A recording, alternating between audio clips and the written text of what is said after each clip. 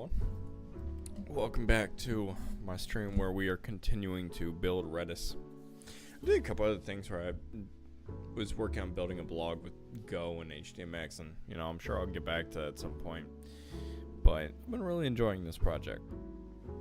And we still got plenty to go and plenty more parts where it's going to get a lot more complicated, so I'm excited to see it.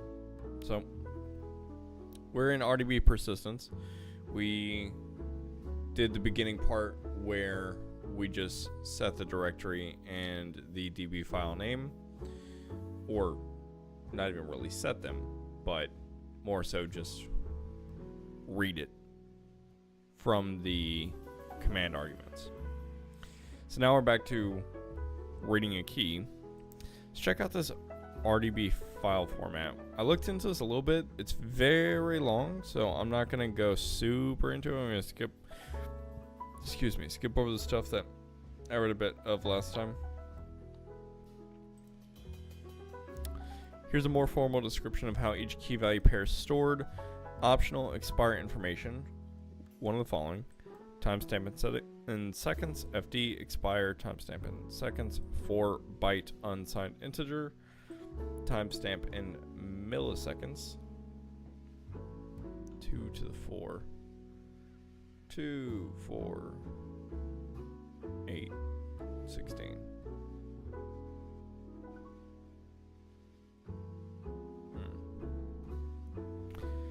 Timestamp in millisecond. 8 byte. Unsigned long. Makes sense. Value type 1 byte flag. Ooh, sorry guys.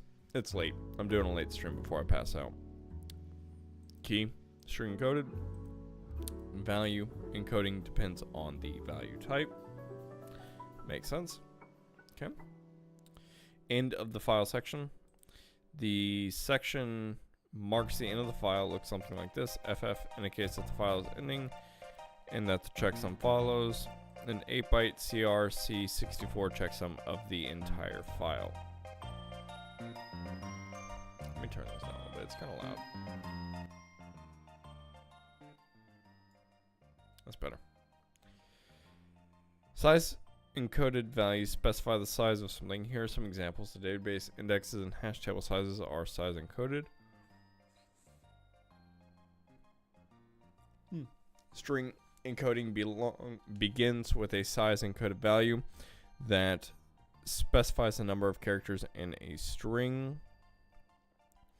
List encoding begins with a size encoded value that specifies the number of elements in the list.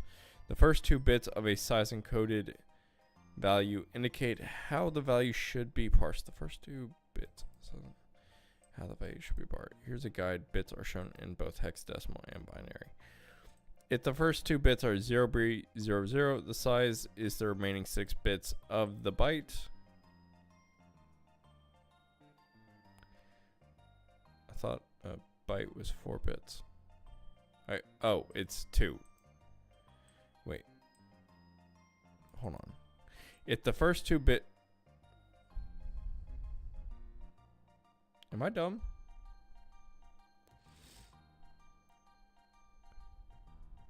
Oh. Okay. Okay, so it says 2 bytes. I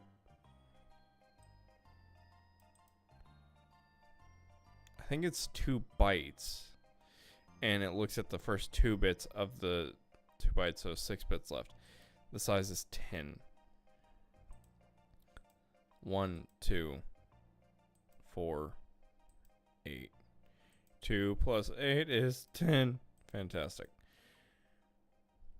If the first 2 bits are 0B01, the size is the next 14 bits. Remaining 6 bits in the first byte combined with the next byte. In Big Indian, read left to right. In this example, the size is 700. God damn, I can't stop yawning. That is rough. Ugh. I'm about to blow my nose. Sorry, everyone.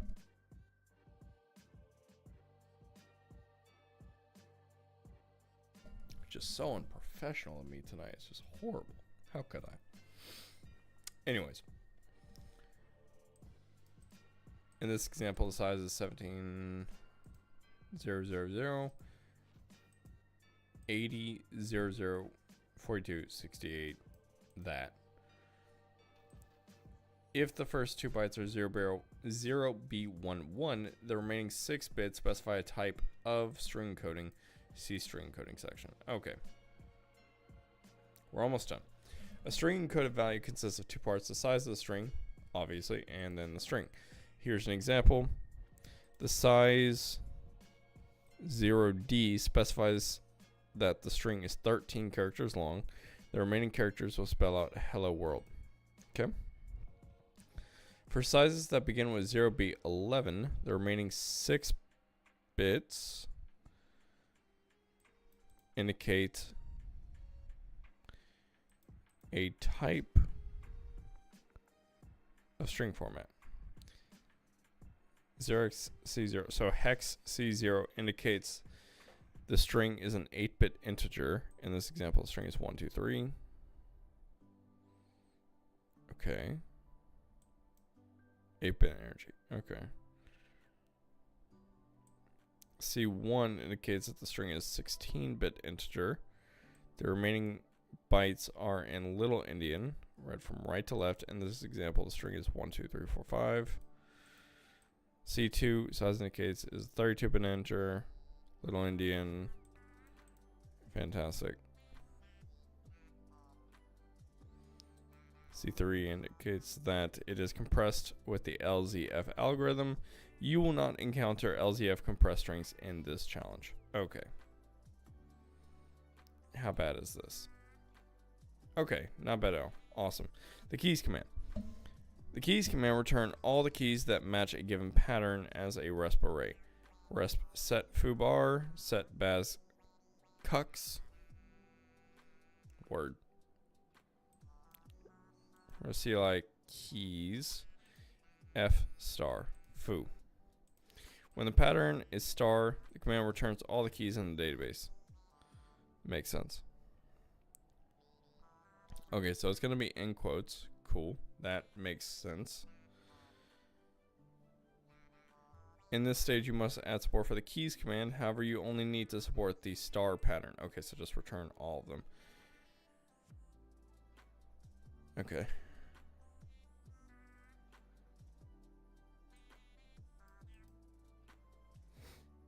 The RDB file provided by the dir and db file name might not exist. The file doesn't exist. Your program must treat the... If the file doesn't exist, your program must treat the file as empty. RDB files use both Little Endian and Big Endian to store big numbers.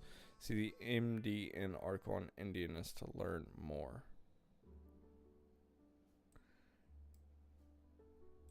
To generate an RDB file, use the save command.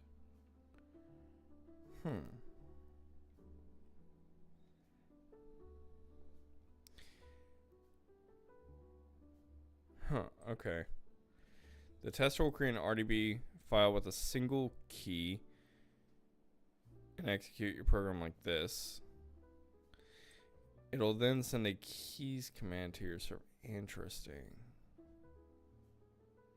Oh, this probably won't be done tonight. Is it marked as easy or medium? I'm guessing medium? Yeah, medium. Very interesting. Okay.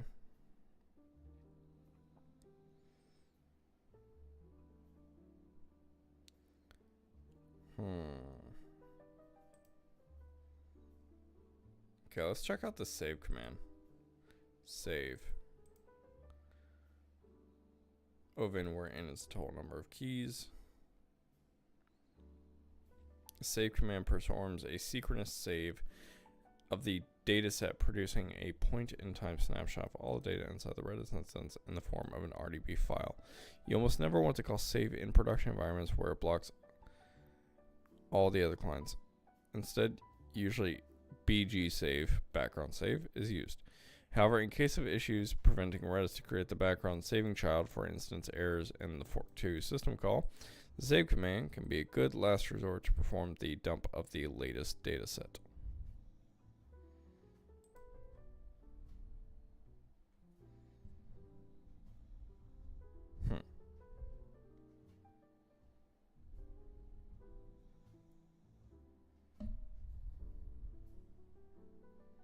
how to create an RDB file. I usually don't look at these, but this is completely different. This isn't showing me how to actually save it. This is just, testing. Open 2 terminal windows. Terminal 1, Redis server. Redis CLI, set my key, my val. Redis CLI save. On terminal 1, control C to shut down Redis server. You'll see dump.rdb created. To inspect its contents, hex dump -cr dump RDB. Okay, cool.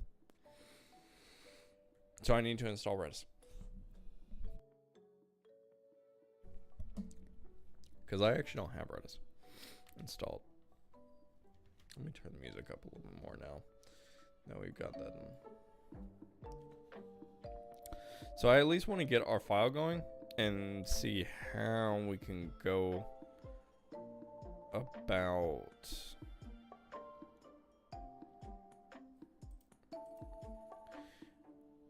about reading it.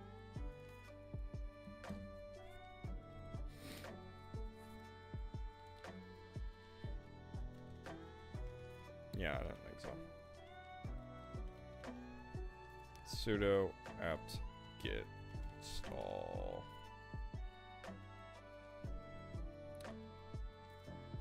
Redis. Let's see if that works.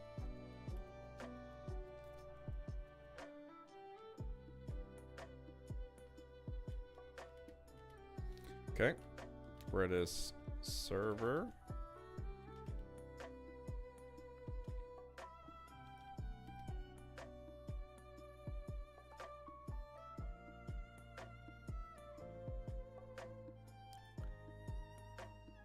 Could not create TC per.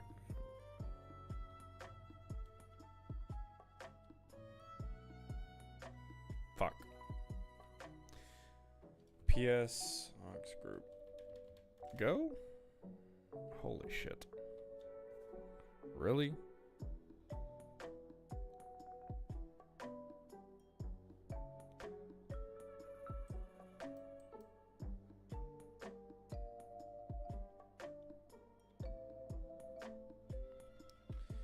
Let's see, how do we find Linux, find what is listening on port.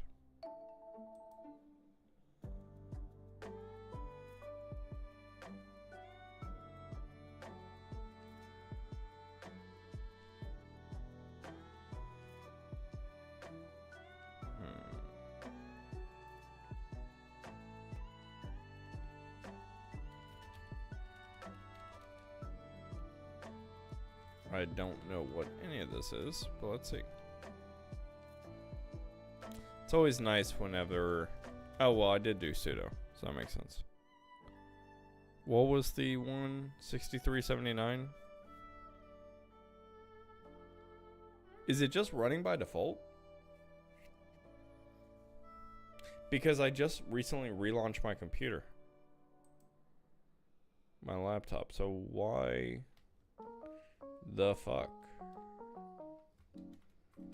Redis CLI set my key, my val. Okay, it's just running.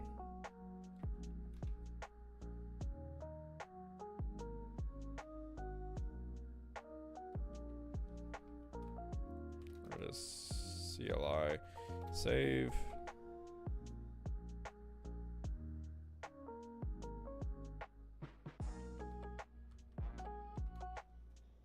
Now the question is, how the fuck do I end it?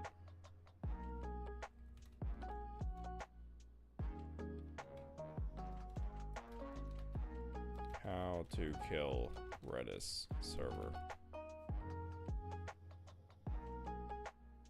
Stack Overflow.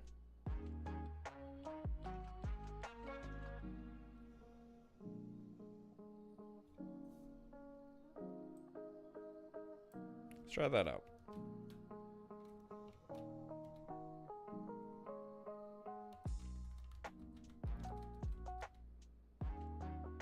Cool. So now if I go back here, we don't have it listening. Okay.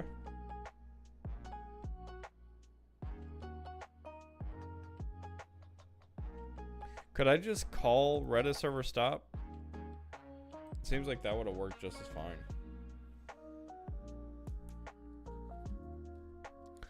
Either way.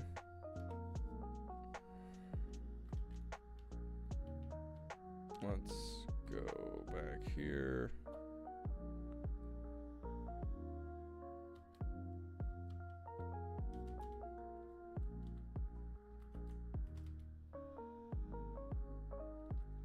What am I looking for? Dump.rdb.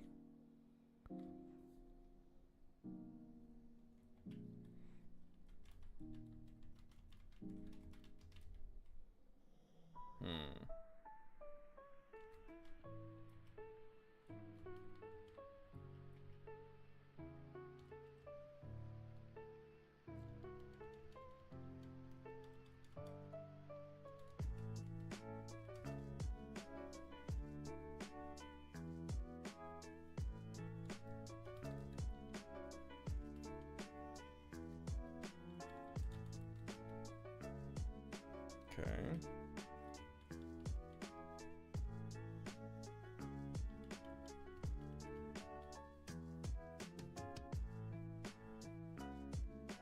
It's just a bunch of executables. Shit.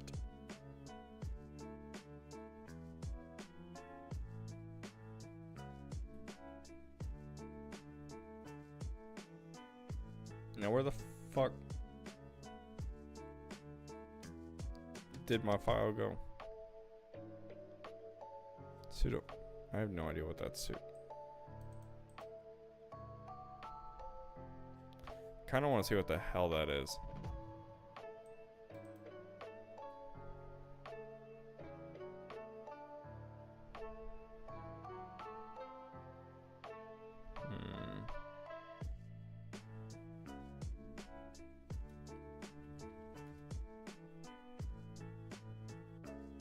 It's the same shit, obviously.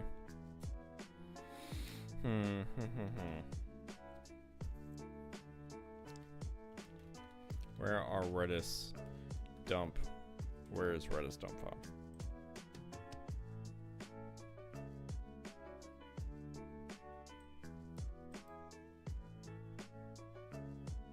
Oh. Okay.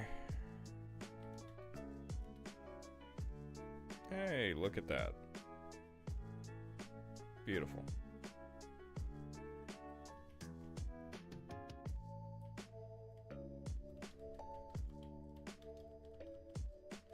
Save. Now do we have our dump file?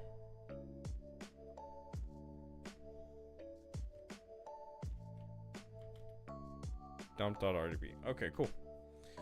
Now let's see what this looks like. If we just cat out, I need to stop going here because it keeps fucking killing me, man. Because I'm used to my terminal being on my second window, so I'm just gonna use that.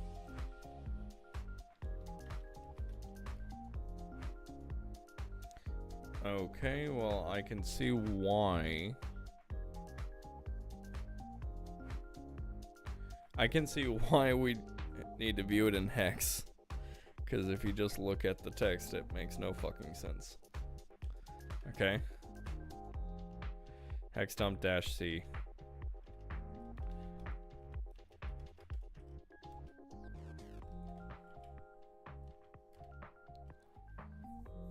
Okay.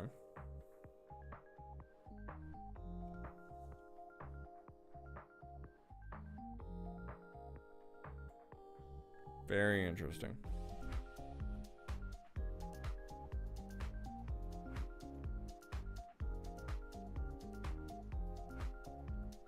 Is that supposed to be the translation of it? I feel like that's the translation of it, and that's like the line number? Maybe? Okay. Let's look back at the RDB file format and look at the database section. So RDB files begin with the header section, which looks like this. Yeah.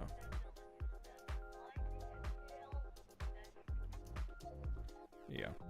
Version number. Okay. Metadata section.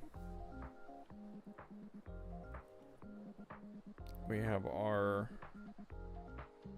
metadata.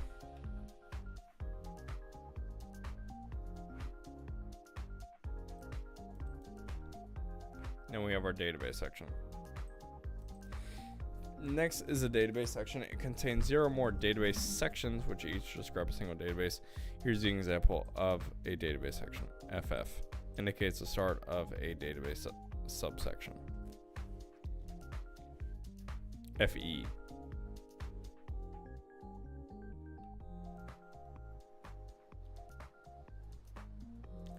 Where the fuck is FE?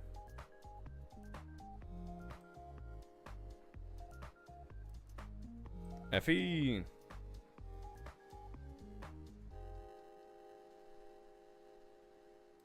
And FE.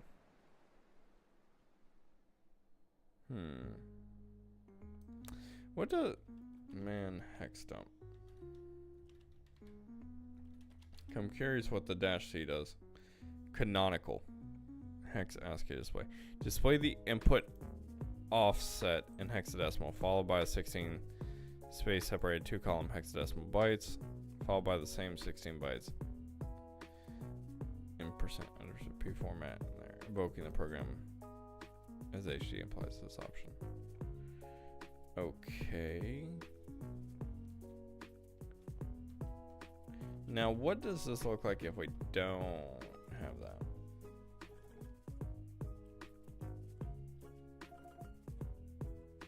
Okay.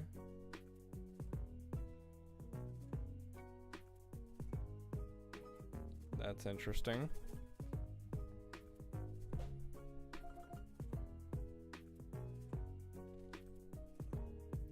So I feel like that's kind of what we're looking for right there. Okay, let's see. The index of the database size encoded. Here the index is 0. No, maybe not. Because I would assume the index will be 0.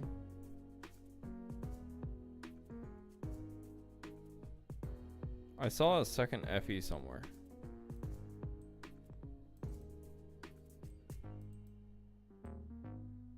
I will find you. FEC2. So here... God, I fucking hate this.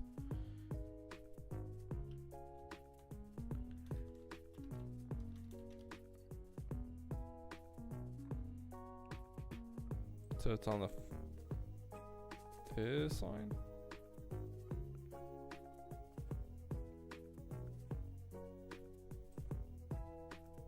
Okay. Maybe it's that? Because at least that's 0, 1, so that's closer.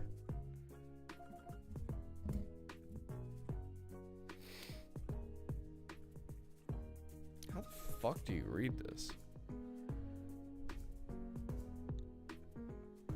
FB indicates that the hash table information follows. FB. Yeah, it has to be this.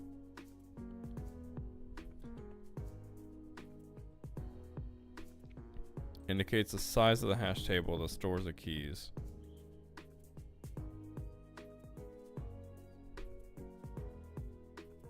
Zero doesn't seem right. I feel like it would at least have to be something.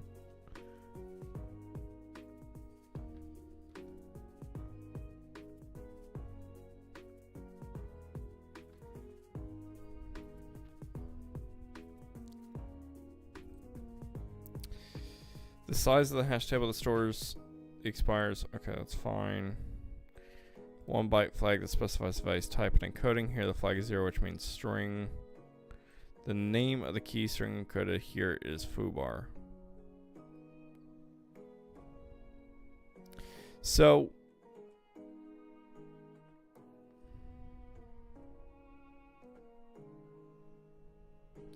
my question is, how the fuck do you separate this?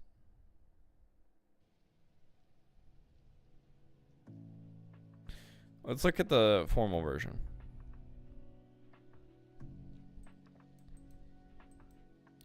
Optional expire information, one of the following: timestamp in seconds, FD, expire timestamp in seconds. Yeah. Value type, key, value.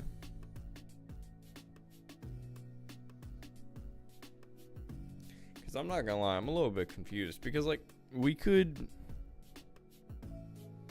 maybe break it up by spaces. Maybe. I don't know.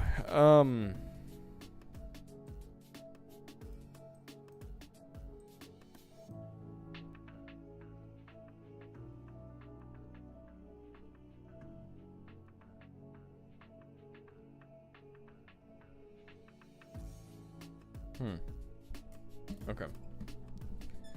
So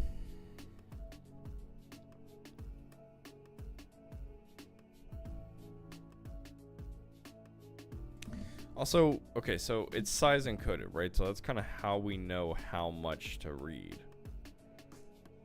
when we do get to it.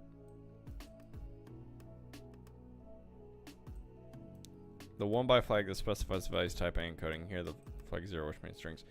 But excuse me. How the fuck do I know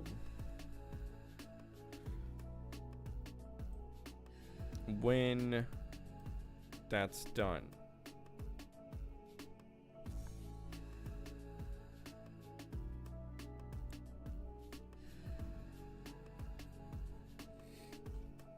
That's my confusion right there. I don't get that at all.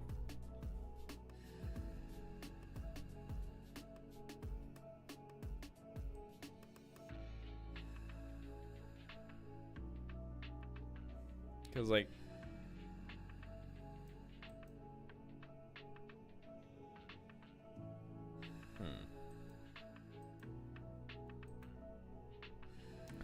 I don't know.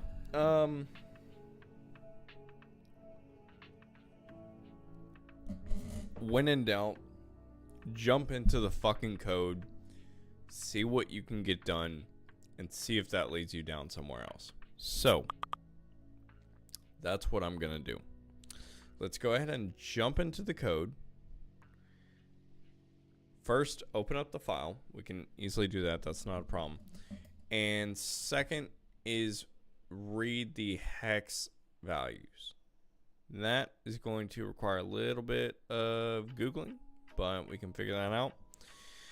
And then once we have read the file, I think we can go ahead and work on actually figuring out how in the hell we're going to parse it. So let's figure that out. Because if this is right, and I don't know, well, okay, so no, we just can't. It's like some extra spacing right here.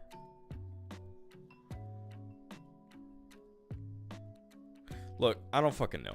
We're gonna jump into the code. That's the best way I know how to go about it. All right, edit, because you know what? Why would I ever learn how to not have that warning pop up whenever I can just close it a million times? So also, why would I organize my code?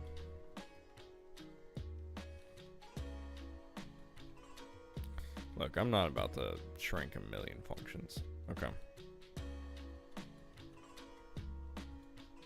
I believe it was just keys, if I'm remembering right.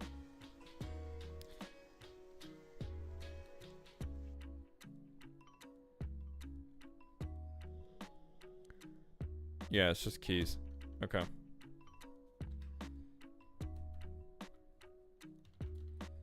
So, func handle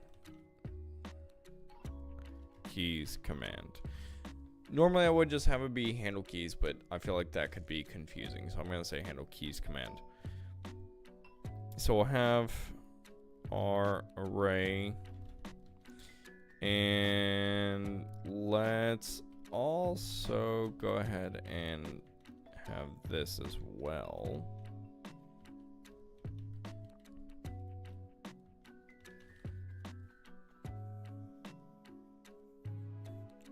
So the first thing we need to do is os.file, open file,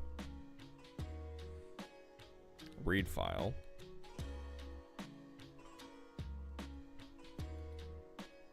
I think it's dir and db file name.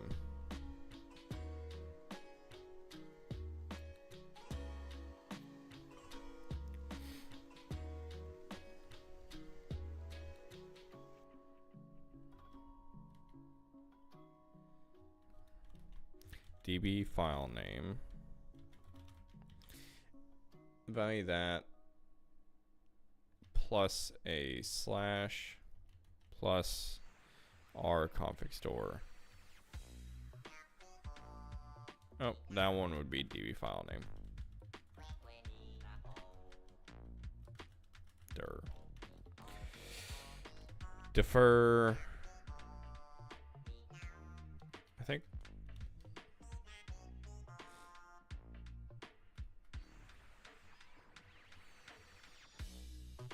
Whatever. Okay.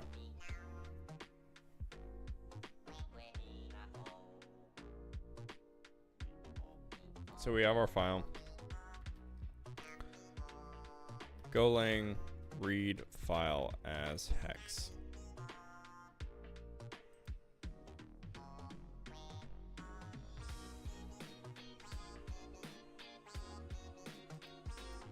String.split, new line.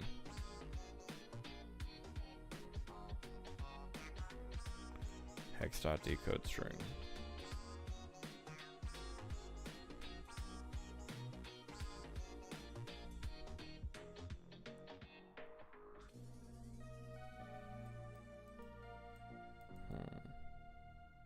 Interesting.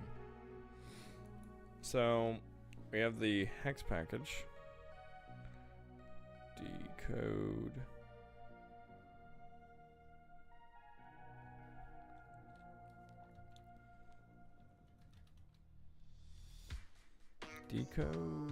Decode source into the decode length. Returning the actual number of bytes written to destination. Decode expects that source contains only hexadecimal characters and that source has even length.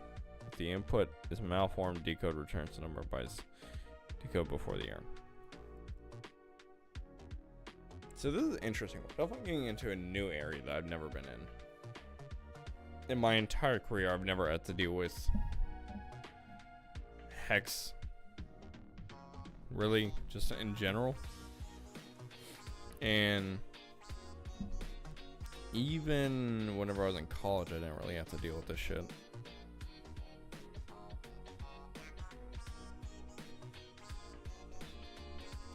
File data equals that. Error. Handle. Error. Error.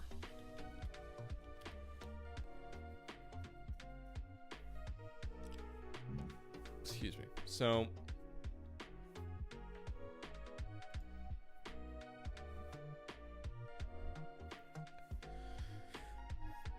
let's go ahead and do hex data equals make an array of bytes.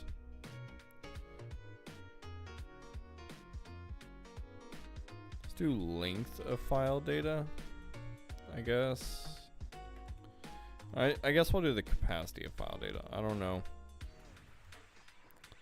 Destination will be hex data. And the source will be file data.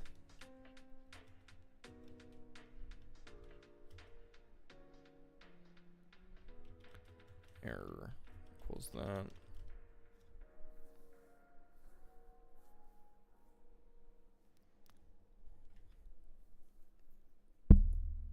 fucking hair in my mouth.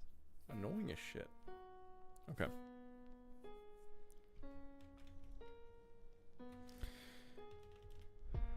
I'm gonna call it soon. This is gonna be a really fucking short stream just because it's late. But let's see what we have.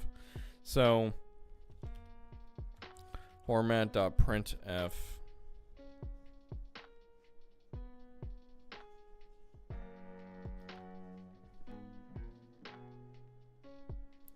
decoded length /n hex data %q in hex data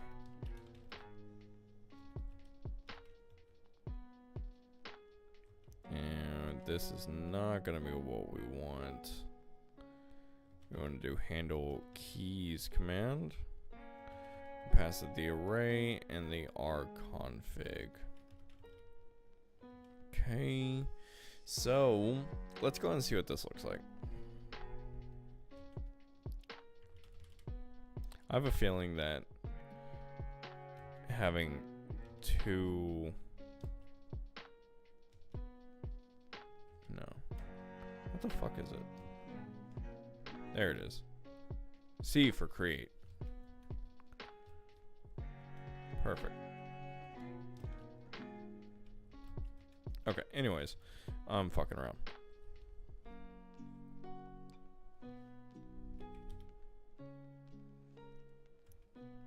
Co-crafters test.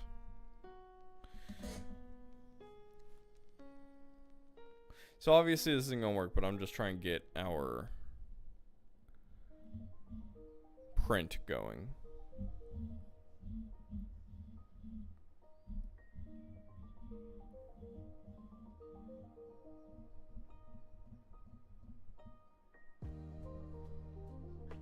Invalid byte.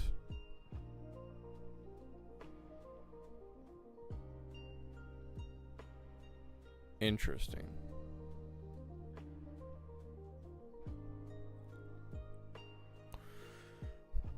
Okay, so what if we don't do hex data? And rather than that, format.printf file data /n %q/n, and then we just do file data. Let's see what that does.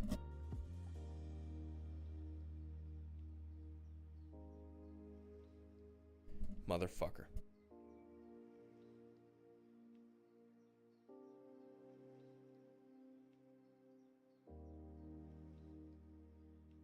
Okay.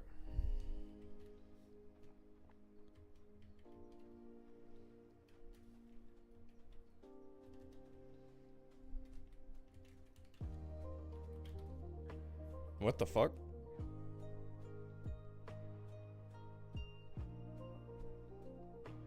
What the fuck did I just do?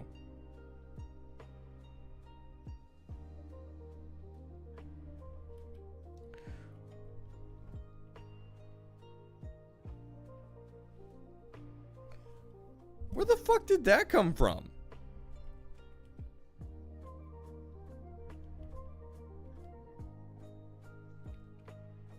What the fuck?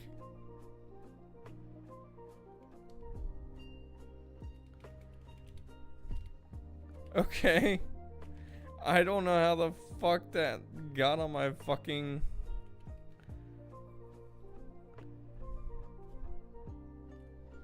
I don't understand. Oh my god.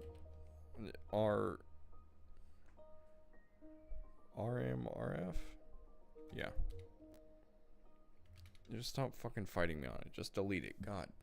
Anyways, that was fucking wild. I don't understand how the hell that was in my fucking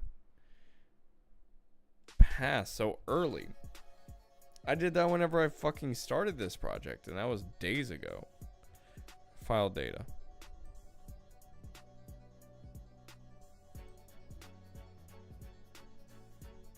Banana. Mango. This is cheating, though. I feel like I need to read it actually as hex. And it's converting it.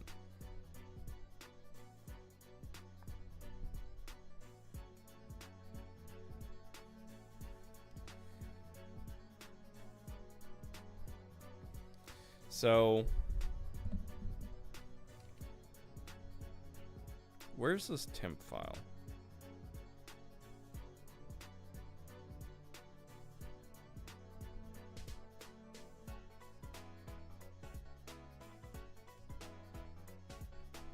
Is it in .cd codecrafters? No.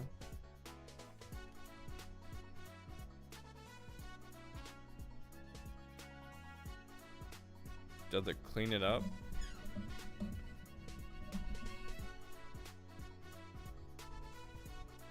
So we have a new line at the end of there.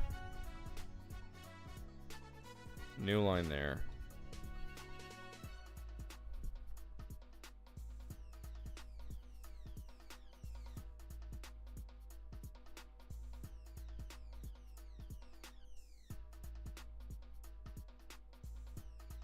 I mean, we have some hex data, which is nice, but it's not all hex, which I feel like is cheating. I feel like that's just not right. I don't think that's the right spirit of it.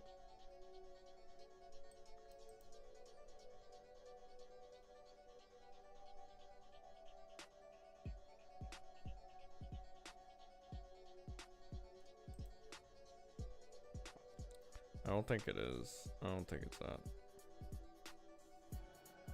I wonder if we could just do that. Or dump.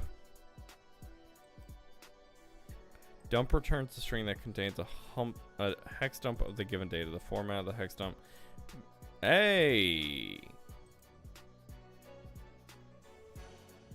I think that's kind of what we're looking for. Maybe. Fuck it.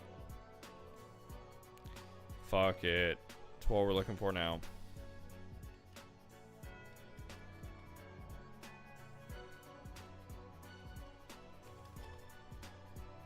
God damn it. Okay, there we go. Hex data equals hex dot dump dumper. Interesting. File data.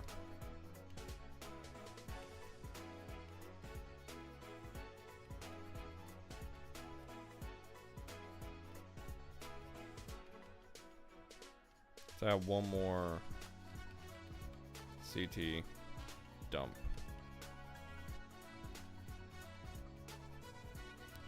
Hex dump. Hex data.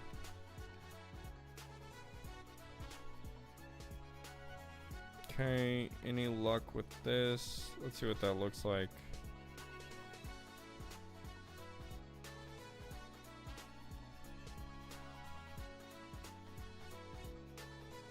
Okay. What if I do it as a %s rather than a %q?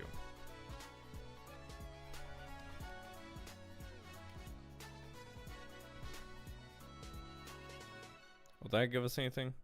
Okay. Okay.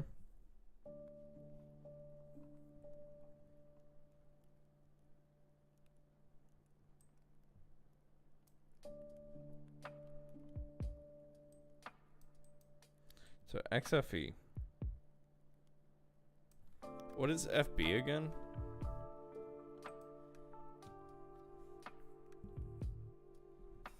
Start of a database section. FB. Hash table size follows. FB 01.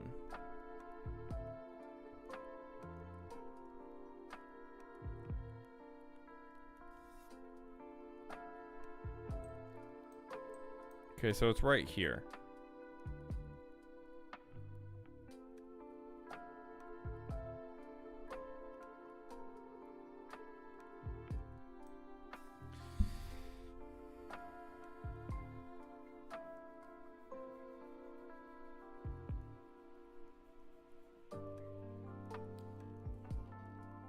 So, can I just look for FE in there?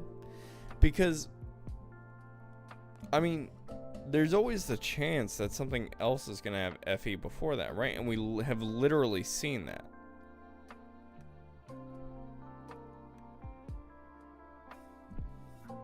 So, I think what we have to do is iterate through it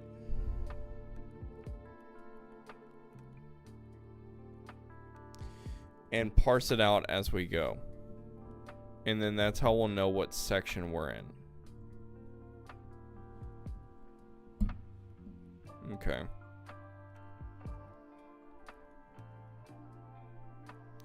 I'm not going to start on this. I want to build a full parser for this. I'm not going to start on this right now because I want to do it appropriately. And I don't want to try to start off halfway through it.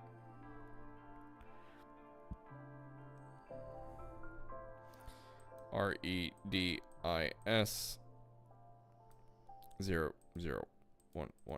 Okay.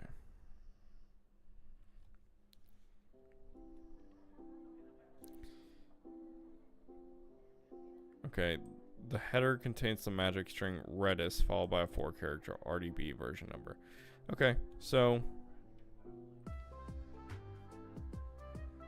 yeah, 1, 2, 3, yeah. This is something I can figure out. I want to build a parser for this, so I'm gonna do that, but I'm not gonna do it right now because it's late. So at least we have a little bit more of an idea of how to do this, and we can't just jump in the middle. As much as I would love to just say find FE to get to the database section, if there's FE before that, which as I saw during my test, there 100% is, you just have to build an actual parser and walk along it, and then following the rules, it will guide you to the database section. This is going to be an interesting challenge, but I'm going to get back to this tomorrow, man. So thank you for anyone who's joined. I know we haven't really gotten much coding done today, but hopefully tomorrow we'll be able to really dive into it and make some progress. I'm looking forward to it. This seems like a new challenge. Hopefully something we can do, but something I have not done before, which I'm looking forward to. Those are my favorite kinds of challenges. So thank you to anyone who is watching at the moment, and I hope you tune in for future streams or future videos or anything like that. And I hope you have a good day, night, whatever time it is. See y'all later.